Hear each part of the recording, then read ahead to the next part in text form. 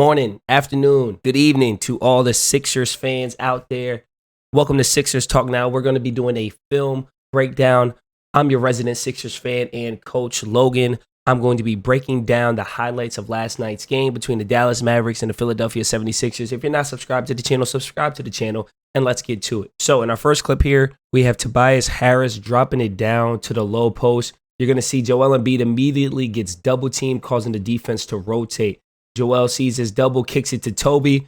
One more to James Harden, and this is a great position for Sixers fans. You got James Harden, one of the best one-on-one players in the league, going against Luka Doncic, who's not one of the greatest defenders in the league. We're going to get an easy blow-by, forcing Spencer Dinwiddie to help, and then you get that drop-off to Matisse Thybulle, who had a great game, and we get a little dunk there. That's great offense, man. Joe recognizing that double team. In our next clip here, this is actually a defensive clip. You got pick and roll defense here. I'm actually surprised James Harden decides to go under the screen. As I talked about in my last breakdown of film, talking about the pick and roll offense of the Sixers, you typically see guys go over the screen in the NBA because they're such good shooters. This is actually a wide open shot for Luka.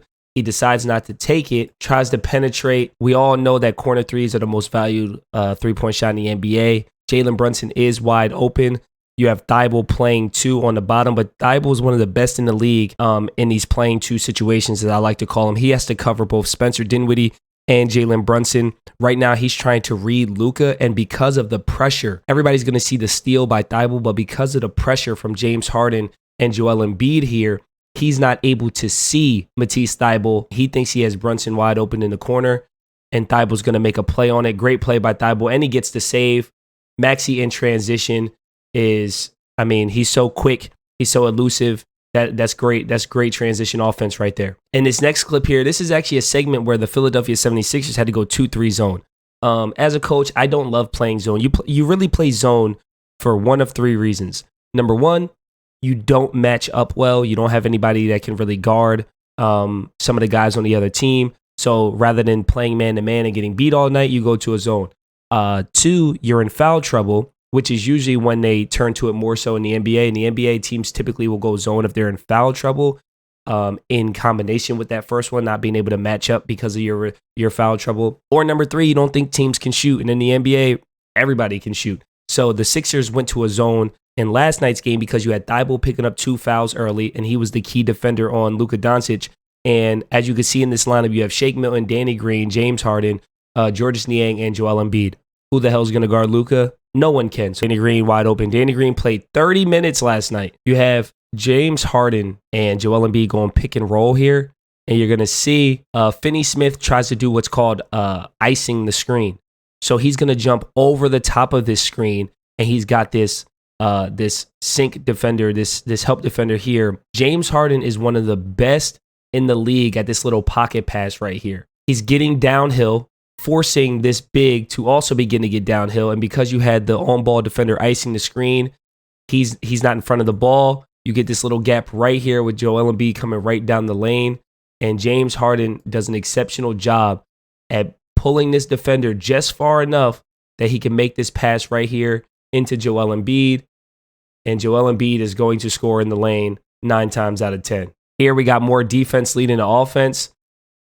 Our defense was great finish, Joe. Our defense was so much better last night. I've been preaching in all of my videos that the issue with this team hasn't been the bench scoring. It's been the defense.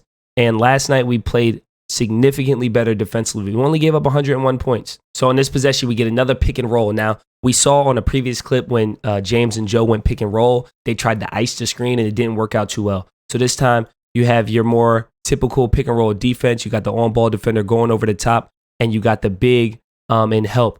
Now, he doesn't drop much. The Mavs, I forget this guy's name, Powell. He's a pretty athletic big, so he's not like in straight drop coverage. He's kind of soft hedging a little bit, and James sees that, and knowing that he has this defender stepping up a little bit more, it's going to be a quick little pocket pass. And watch what Joel Embiid does.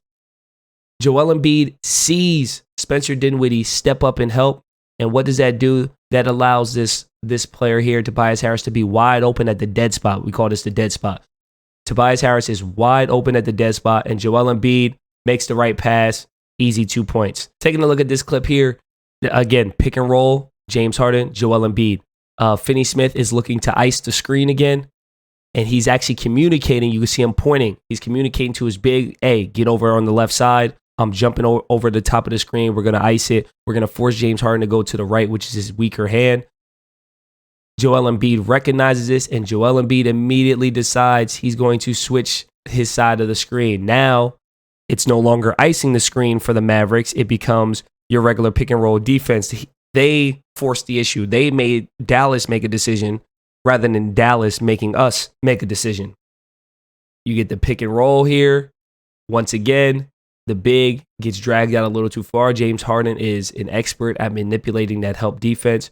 You get Joel Embiid coming right down the lane with Luka and Dinwiddie and help. Yeah, we know how that's going to end. On your head. That's how it ends. On your head.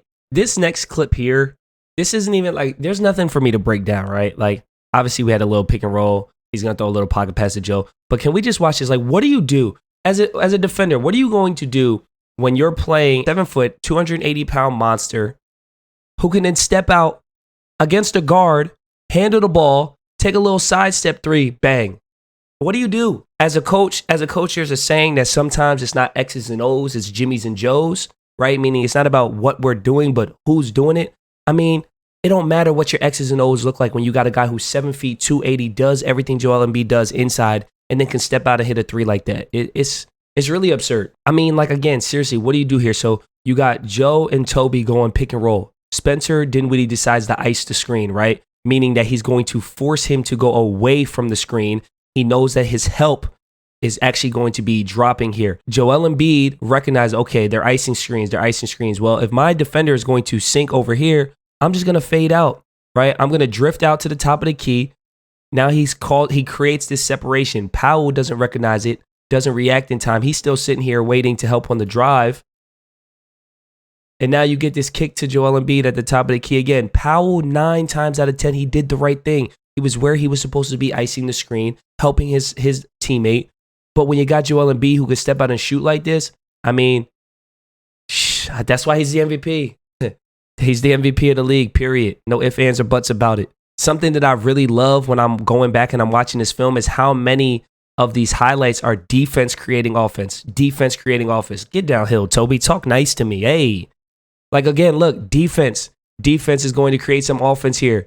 You got James Harden who's running the guy off the line. Great job, James. Listen, I, for one, am somebody who has criticized James Harden defensively, but running this guy off the line right here, corner three, valued in the NBA, great shot in the NBA. He runs him off the three-point line, forces him to put the ball on the ground, which is not what he does best, and he turns it over. Great job. Great job. And then we start the break. Another defensive play. James hustling, running guys off the line. Thibault gets a block, and now we're off to the races. This doesn't end in a bucket. I was actually pretty upset with Tyrese there, and they're going to stop the highlight. This might be my favorite play of the night. We get a high screen and roll here. High screen and roll. Now, typically, you're telling your guys, if a high screen and roll is happening this close to the half court line, you're not going over the top, because we're not really, if he's going to take a 40-foot jump shot and hit it, unless it's Steph Curry or maybe Dame Lillard nowadays, you say good shot. Instead, he goes over the top, and he has now put, I believe this is Burton's, he puts him in a terrible situation because there's no way he's staying in front of him. There's no way he's staying in front of James, and he shouldn't have to this far from the basket. He should have just gone under the screen, but he goes over the top. James splits it, does a great job of splitting it, and now James Harden has an opportunity getting downhill, zero pressure. Somebody has to step up, because if you don't step up, James Harden is going to get to the basket and probably get an and one. He sees the big step up. As soon as he sees this big step up, and this defender here, Jalen Green, has to stay out on Danny Green because corner threes, as I keep saying, right? So you get this lob right over the top to DJ. That's just beautiful, man. That's beautiful basketball. Last clip, I got to highlight my boy Tobias Harris. I made a video where I said I believe Tobias Harris is the key to us winning the championship. Make sure you guys check that video out after this video. But I'm also going to highlight who I believe is the best player in the NBA and the MVP this year, Joel Embiid. We get the swing to Danny Green. Danny Green sees that we have one-on-one on Joel Embiid, which obviously we're going to take that every single time. Immediate double is coming from Jalen Brunson. And this is where Joel Embiid has really elevated his game, and it's his ability. He's always been a willing passer, But this year, he's become a better passer. Sometimes it's not enough to be a willing passer. You got to be able to make the passes. He's reading the defense. Where's the help? He knows this double is coming, but he wants to see what are these guys going to do. Spencer Dinwiddie loses Tobias Harris because Spencer Dinwiddie is very concerned with Joel Embiid, as he needs to be. He drops in. Now he gets into a proper help position, and he's using his eyes. He's trying to read what's going on here. He's seeing that 42 might be beat on a back door here. 42 doesn't know where his man is. He has to be concerned with that. And he completely gets caught sleeping on the fact that I just gave up Tobias Harris wide open in the corner. Joel Embiid sees that Spencer Dinwiddie has lost sight of Toby, and he gets this pass across the court. Could be a little bit better. But it's a great look, throwing it out there to the corner, and then you get Toby wide open three. Whoop, bang. If you guys enjoyed this breakdown of the film, make sure you subscribe to the channel. Make sure you guys like the video, man. I'm new to this YouTube game when it comes to Sixers content creation, so any sub, any like, it all helps boost me in the algorithm. Comment below what you guys think of the game last night. Did you like what you saw? Did you not like what you saw? Let's just chop it up, man. I answer all the comments that I can. Follow me on Twitter at Sixers Talk Now, and I will see you guys on the next video. Sixers Talk Now. Keep it locked here. Sixers Nation, stand up. Peace.